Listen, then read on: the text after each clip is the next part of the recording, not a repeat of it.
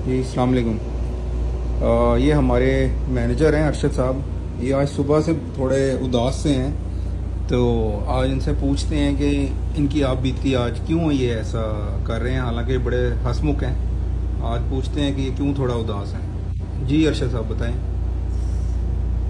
अस्सलाम वालेकुम। हुआ ये कि